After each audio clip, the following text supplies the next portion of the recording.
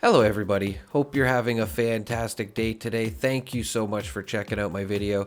Today I'm going to be covering the Cultist Piercer, and this is a weapon that you can get from the Beast of Burden event, and yeah, it's actually pretty good, so let's get into it.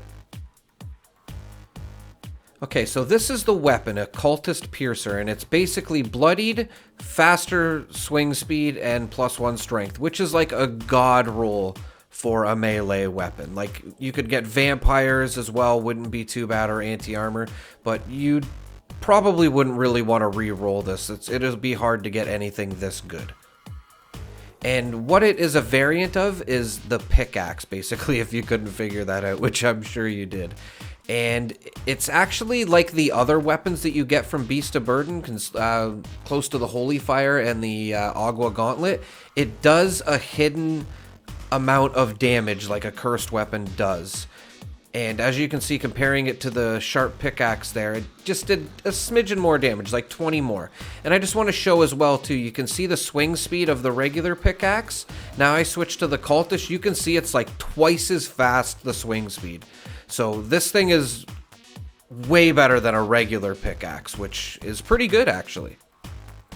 I just want to show too, it does benefit from the sharp effect, and you can re-roll the effects. Again, I wouldn't. This is actually really good for a melee weapon.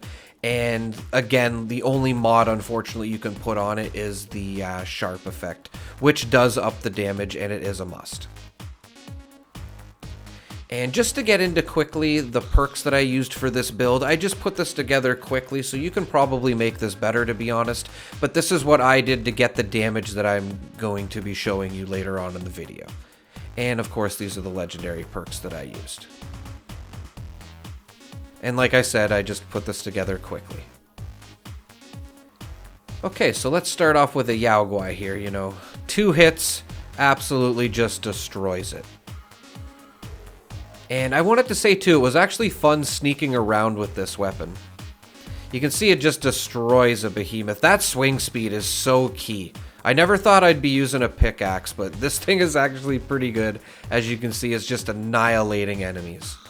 As you can see too, the health was rubber banding there too, which is weird. I don't know why it would do that with a pickaxe. Tried to sneak up on the behemoth here. I did a little bit. Didn't do as much damage as I thought it would with the 3 times, but as you can see, still took out the behemoth in a matter of seconds, which is very impressive, I think, especially for a pickaxe and for a melee weapon, really. I think that's impressive for sure. We had to kill a sloth here, but this is for scientific purposes, or otherwise I wouldn't be killing him, so sorry, buddy. Absolutely destroyed him, though. 2 death claws here I take out in like 2 hits. This was actually pretty surprising. Like, I know death claws aren't really the tankiest of the tankiest enemies, but just to take one out in 2 quick swings is pretty cool.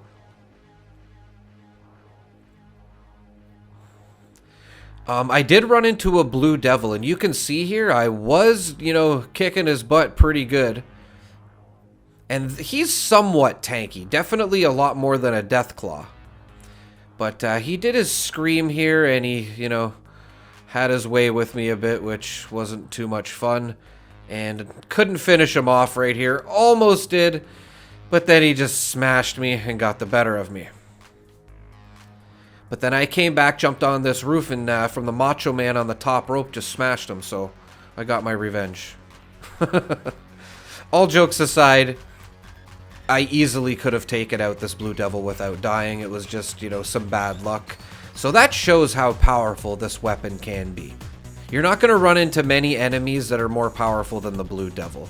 And more often than not, you're going to be like killing regular enemies, or regular mobs as I like to call them, like super mutants here that I'm showing. And you can see it's no more than 2 swings to kill a level 100 super mutant. I couldn't get the 1-hit kill with this weapon, even with the sneak damage.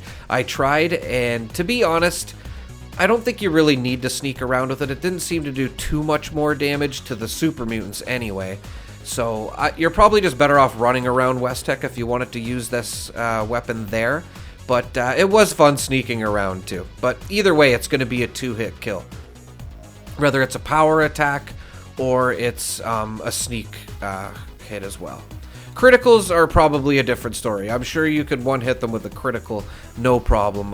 I didn't, unfortunately, think to test that, but I would assume so. With a critical and the right perk cards, you could one-hit these super mutants, no problem. A lot of fun running around West Tech. 2 hits each super mutant, like I said, is just extremely satisfying. And it's very quick. It's a very quick 2 hits as well.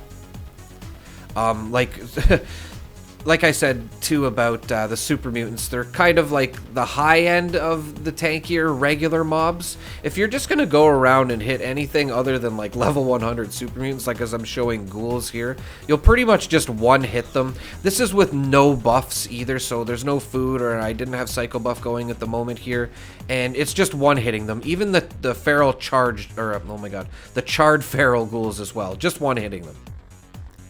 So basically my conclusion with this weapon is, after using it for a couple hours, is it's a lot of fun, and I really do highly recommend it. It is a must for a melee build. And let me know what you think in the comments, everybody. And again, thank you so much for watching. Have a great day.